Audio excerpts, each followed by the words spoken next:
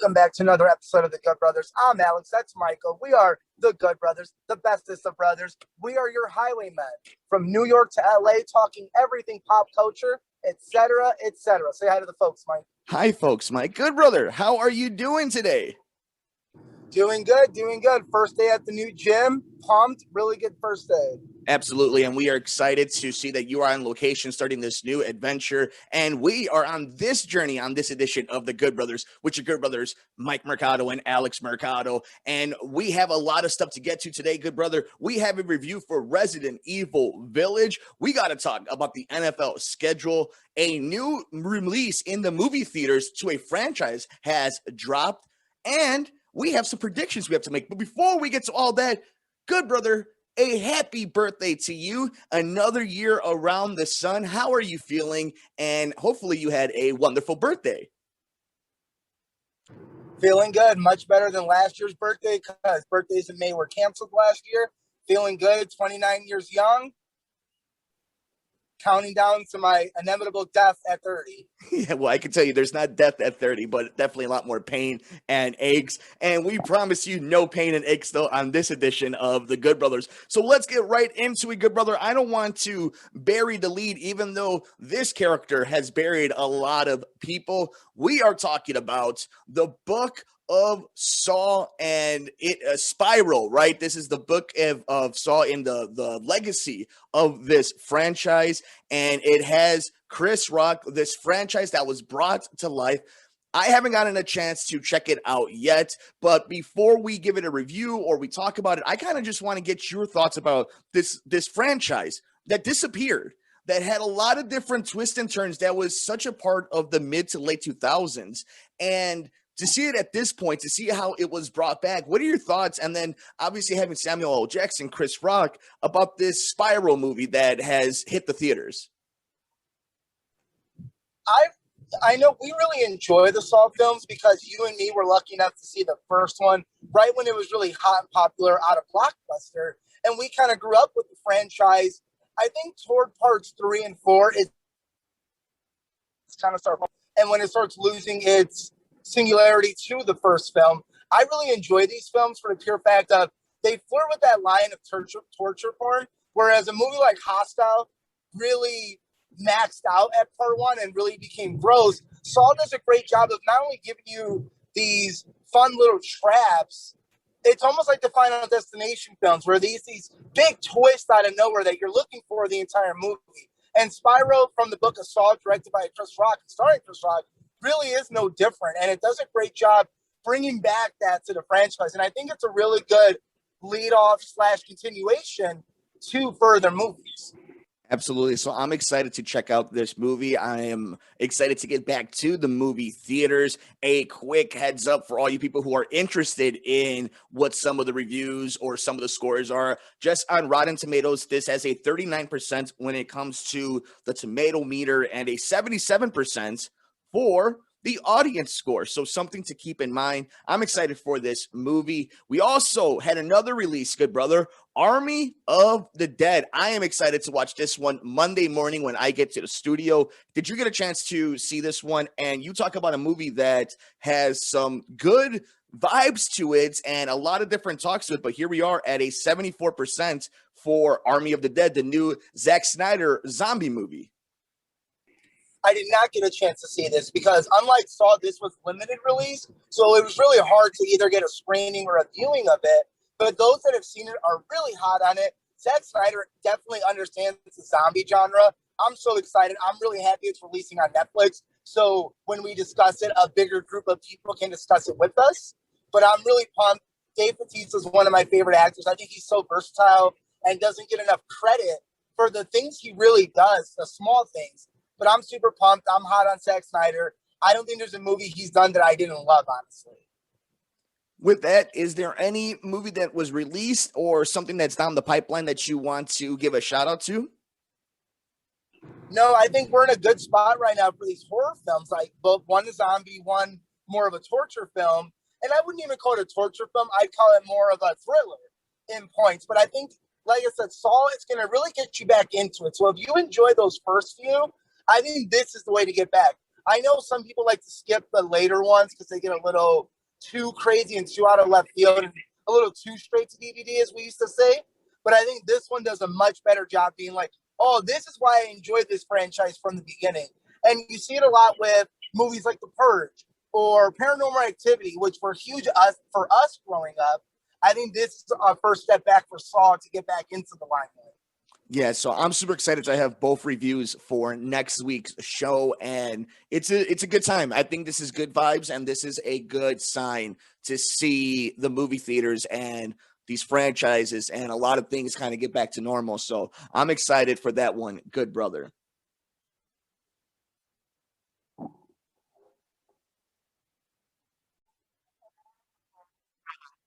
But with that, Good Brother, I do have a review for the show. As you know, we are huge Mortal Kombat fans, and kind of a through line is the director of Mortal Kombat is obviously the director of the Resident Evil movies. And one of my favorite franchises in the entire video game world is RE. And Resident Evil Village has dropped. We talked about it a little bit last week. I've been talking about it on social media, but I have finally rolled credits on it. And Good Brother, as you know, I love part 4. I love Remake. I love Remake 2. I love Remake 3. I love 7. I would love to get my hands on Code Veronica Remake whenever that decides to come out.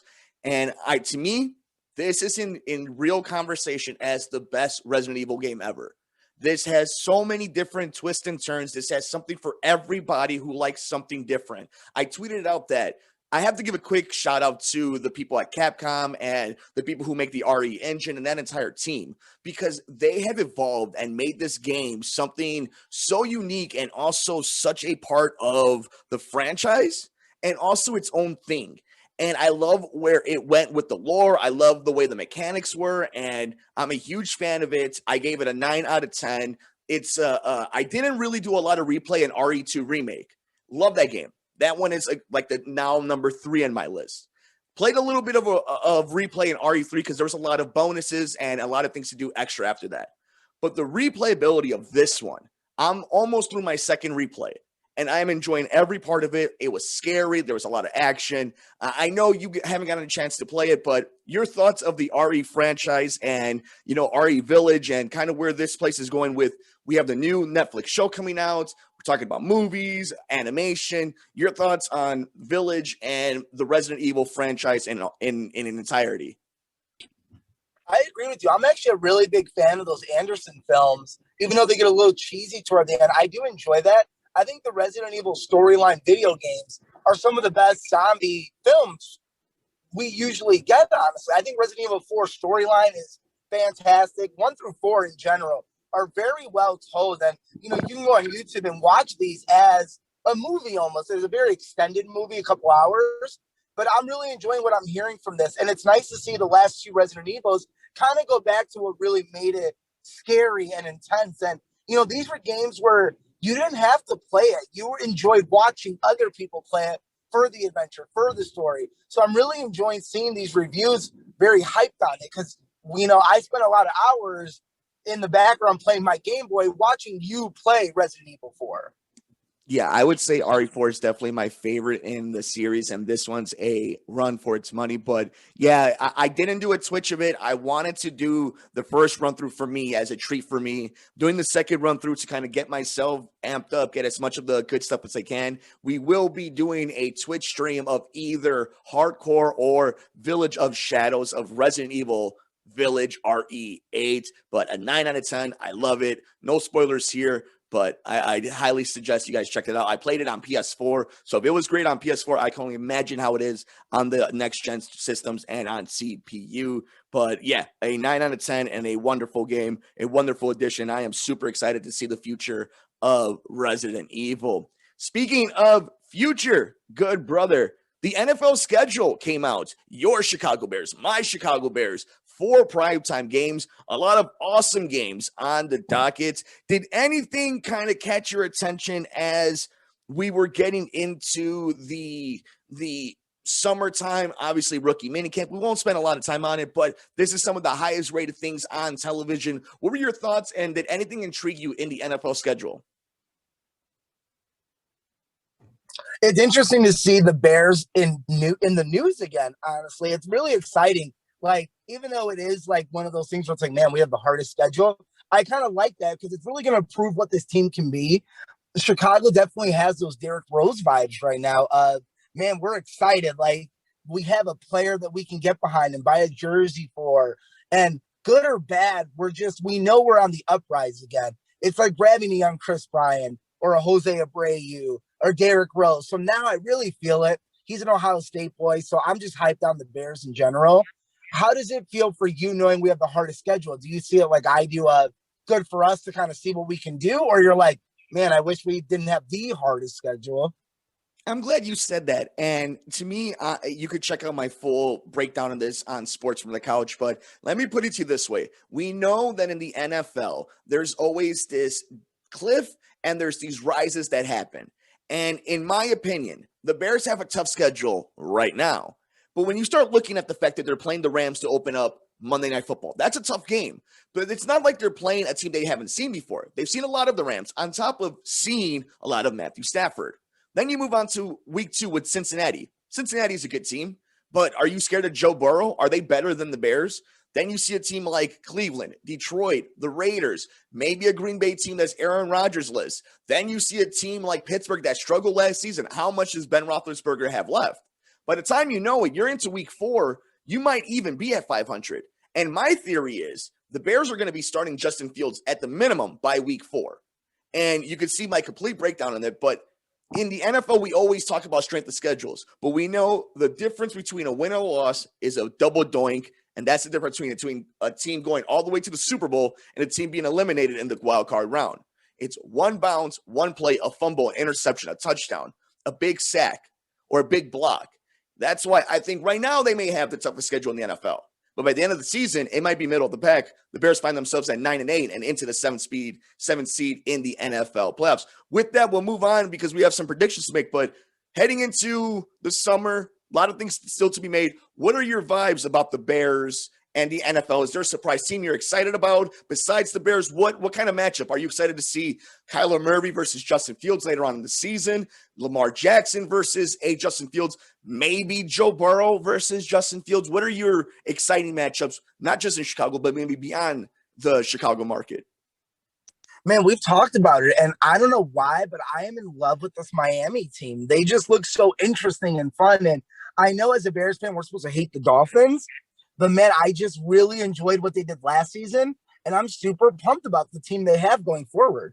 And obviously, Jacksonville is fascinating because of the AEW connection and this brand new coaching staff and all these picks and Tim Tebow. So to say you're not excited about what Jacksonville is doing, or at least maybe not excited, maybe your interest is peaked now of like, I wonder what that's going to look like. Those 3 are definitely the teams like biased for Chicago, but Miami and Jacksonville, whatever's going on in Florida, I'm really fascinated by. And then, of course, you have Mr. Tom Brady, another year. Let's see what he can do.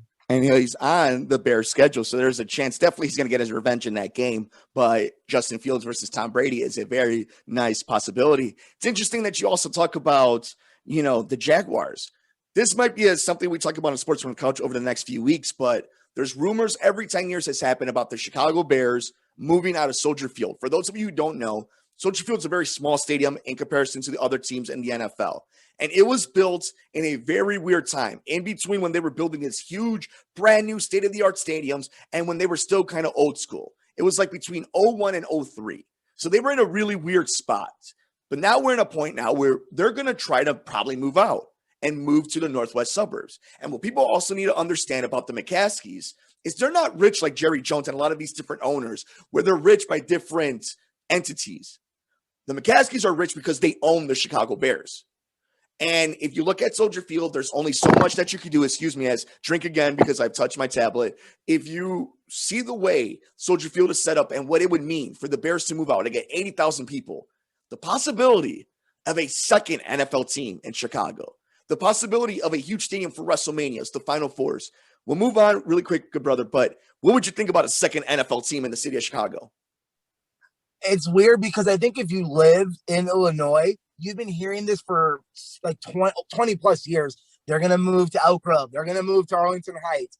And every year, it almost every 5 years, it comes up again and it comes up again. But this is the first time in a very long time, I'd say 15 years plus, where it's definitely in more serious conversations than just rumors. So we haven't heard rumors like this since we moved to the Arlington Heights area when they were super close to making that move. So it's really exciting. And like I said, I'm more excited for the possibility of Final Fours, Olympics, WrestleManias, obviously, because Chicago is the mecca for wrestling. And I feel like we don't get a lot of the big stuff because we don't have the stadium for it. So it'll be interesting how that plays out. But speaking of playing out, good brother, why don't we wrap this bad boy up with some WWE WrestleMania Backlash predictions. You ready? Let's get it. All right, we'll start off with Damian Priest versus The Miz in a lumberjack match. Who do you got and why? Our boy Damian Priest, because he's from the homeland and we always support the homeland on this show. Yeah, and at some point, John Morrison and The Miz turn on each other, right? Probably tonight, because John Morrison needs to be doing so much more.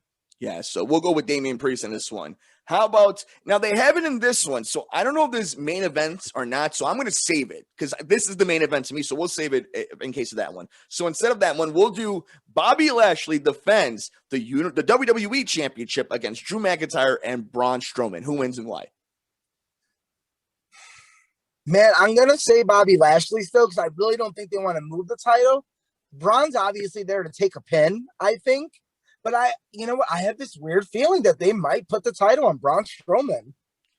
If they're going to put the title on anybody, I think they're going to put it on Drew. Really? Yeah, I have a feeling that, that he's had his run. They've broken up already the Hurt Business, and I could see them kind of ending this run. And if they think they're going to start touring soon, do you want to tour with Drew McIntyre as your champion or Bobby Lashley? You already have one big heel in Roman. Do you want two big heels when you start touring again? I might go with Drew in this one. So why do you think no title change at WrestleMania, but at Backlash? It almost seems like Backlash is going to mean more to the story than WrestleMania actually did. It's hard to always say, because sometimes WWE WrestleMania is the blow off, and a lot of times WrestleMania is just a jumping point. Sometimes it's inconsequential. Like it's hard to tell, but I think Bobby Lashley's the safe pick. If you want to have fun, I think that's Drew McIntyre. I think you think it's Braun Strowman. So officially, who are you going with? I'm going to go with Bobby Lashley still. I'm going to go with Bobby Lashley too, but I do think there's a sneaky chance of Drew winning this one. I want him to hold it till SummerSlam. Like, I think that'd be a nice reign for Bobby Lashley. Like, put that Hall of Fame career, like, really put the exclamation point on there. Is like, let him hold it till SummerSlam. Maybe do a Brock Lesnar or something fun, but like, I think he's earned that much. Like, let him run with this a little bit longer. That's a good point. That's a really good point. The Dirty Dogs, Dolph Ziggler and Robert Roode, defend the SmackDown Tag Team Championships against Rey Mysterio and Dominic Mysterio. Now, I did in the birthday edition of the show, I made predictions on what was available to us, and I said that there was a chance Rey Mysterio and Dominic actually turn on each other. Dominic turns on him. Robert Roode and Dolph Ziggler move on with the title. But again, I think at this point, there's got to be a title change at some moments, and if you're going to do the swerve, why is it going to be now? So who do you think? I'm going to switch my picks. I think it's going to be the Mysterios winning. I think the Mysterios win. And I think if we're going to do a swerve, it happens, like, again, we're building to SummerSlam kind of now. Like, any huge storyline, you're building to SummerSlam, as it's said. Plus, you have Money in the Bank eventually. But I truly believe they'll win the title tonight just for, like, father-son, nice moment, give Dominic that real big push. He beats Ziggler on SmackDown. I think it makes the most sense. And then if you do want to do that change, what better change than when they lose the titles, have Rey lose the title, and now Dominic kind of makes that betrayal. They have a really big blow off at SummerSlam, which is where he had his first pay-per-view match last year. So, yeah, it's interesting because it could go either way, and they can hotshot it. But I think a lot of it goes to what their plans are for Money in the Bank, SummerSlam, and everything moving forward. So we'll keep our eyes on that one. But we're both going with, I think, probably the only title change of the night, and that is Rey Mysterio and Dominic Mysterio winning the SmackDown Tag Team Championships. Moving on, Rhea Ripley defends the Raw Women's Championship against Asuka and Charlotte Flair. Rhea, right? I think it has to be Rhea, and Charlotte is interfered with by Lily and Alexa Bliss. I'm not sure it can go either other way. What do you think?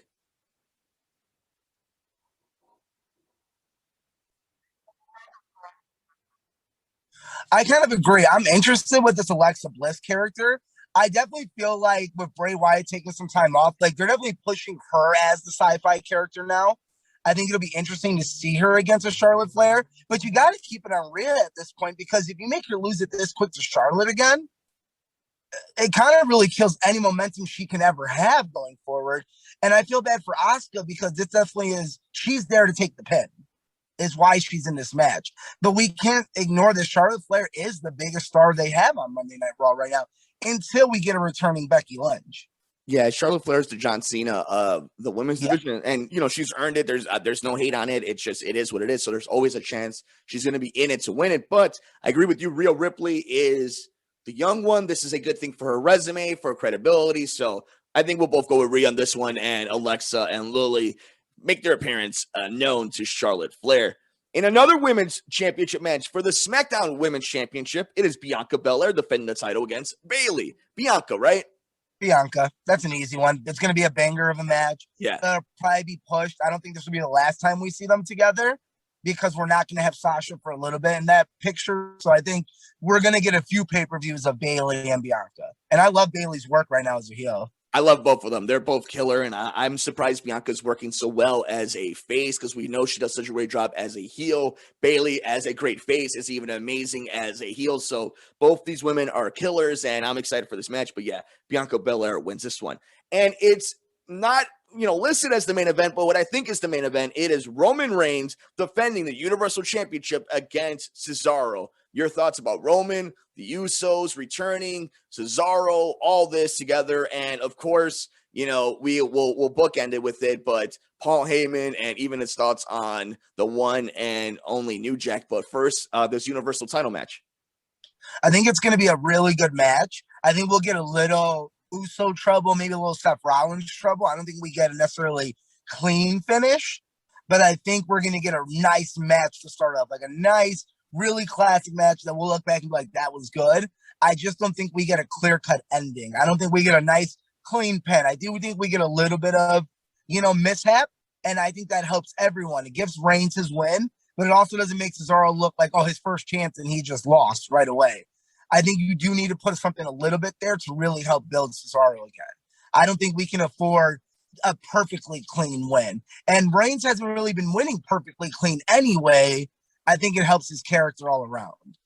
Yeah, the only thing that sucks, and this is a thing WWE does a lot, it's you build up your stars and people do get behind them, but you build them up right into the buzzsaw. And we all know that Roman this is his run. This is the run for Roman Reigns that we're going to be talking about for years and years and years for this company's lore. But you never know with Vince. Maybe this is it. Maybe this is the swerve. Maybe this is the moment for Cesaro. And of course, we never know if there's ever injuries and something crazy is happening behind the scenes where somebody needs to go away for a little bit because they tweaked their ankle. You know what I'm saying? Like there's so many X factors. Yeah. And Cesaro is such a good enough character where they can make that transition pretty well. So that's what makes it intriguing. But I think realistically, we know Roman's going to go over. And I think for storyline reasons that he needs to get over. So I'm going to go with Roman on here, and I think his run has been awesome. I think the Usos run has been awesome. So any final thoughts on WWE WrestleMania Backlash? I think Roman holds the title till next WrestleMania. I mean, it all depends if The Rock is there. That's the thing. Now, here's the question. Is there if everybody's already talking about The Rock versus Roman, everybody's setting themselves up for disappointment. Is there anything they can really do or anybody they could put in that place that would make it somewhat satisfactory for mainstream, not just for wrestling diehards like a Biggie, I don't know. I could see them. I can also reverse my thing and say, okay, if we're going to do Rock and Roman at WrestleMania, the title can't be on the line. So I would also make it as if maybe he drops it at the Rumble. Or maybe that's when we get Brock Lesnar back. And maybe we don't get Roman Biggie. We get Biggie and Brock Lesnar. Or there's a lot of things you can do there, but I think it all leads with Roman Reigns really holding the title for the better part of this year, past Survivor Series. And then when you get an idea of what WrestleMania will look like next year, you make that decision of, if you have The Rock, it can't be for the title probably. You probably just need that to headline on its own, like the John Cena versus The Rock almost, where the title was a secondary thought the first year. That is a very fascinating idea and very fascinating theory about what you would need to do if that's the main event. So we'll keep our eyes on that one because there is the possibility, but we'll see. We know that man Rock is very busy. Before we move on and end the episode for today, this edition of the Good Brothers with Alex and Mike Mercado here on Mercado Airwaves, New Jack has passed away. Any thoughts of New Jack? I mean, you and I were kids during the ECW era, and obviously the Dark Side of the Ring. We know about the mass transit incidents, a complicated life, but one of the original gangsters. Like, your thoughts on New Jack as we wrap this bad boy up. Yeah, it's definitely sad. It's not a surprise because obviously he lived a very fast lifestyle. And I love Dark Side of the Ring. I love the new season. If anyone's checking that out, yeah, I highly recommend that show as a wrestling fan and just as a documentary fan. I think it's one of the best docu-series out there, even if you're not a wrestling fan, because of the human aspect.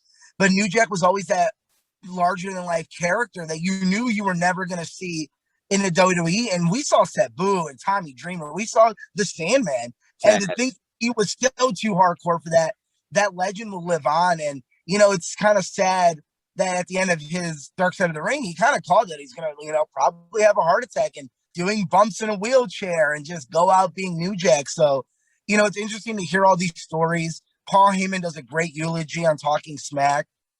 Gone way too young, lived a fast lifestyle.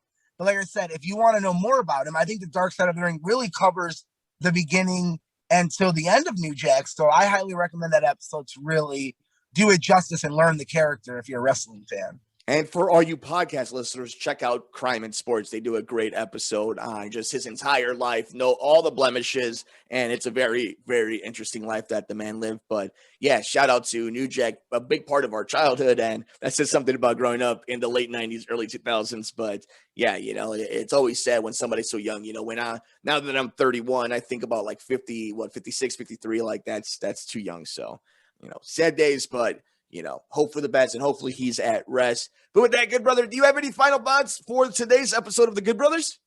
Final thoughts. With that, make sure you guys are following us all over the socials, the universe. He's on Twitter at Mercado21Alex and on Instagram at Mercado2121. You can also be interactive with the show on Twitter at Good Brothers Pod. I'm on Twitter at Mike Media, Instagram, Mike Mercado Media, and be interactive with the network at Mercado Airwaves. Like, rate, review, and shares wherever you get your favorite podcasts at Mercado Airwaves and our sister podcast at the Gone Missing Podcast. Also, speaking of new podcasts, we have a new one. My new co-host, Everett O'Neill, a professional broadcaster here in the great state of Illinois and the Chicagoland area, has started a new show with us. It is Two Nerds of a Feather podcast. It is kind of like a spinoff of both the Good Brothers and Sports from the Couch. We love being able to have a conversation, and we're loving the fact that you guys are supporting us. So check us out on the Mercado Airwaves. That's Two Nerds of a Feather podcast. And of course, patreon.com/Mercado Airwaves, teespring.com/Mercado Airwaves. Check out our pretty faces. Sometimes when the Good Brother isn't on location, you can see his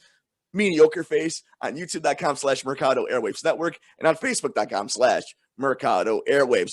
For the one, the only, the Good Brother himself, Alex Mercado, I'm the Good Brother, Mike Mercado. Good Brother, say goodbye to your people.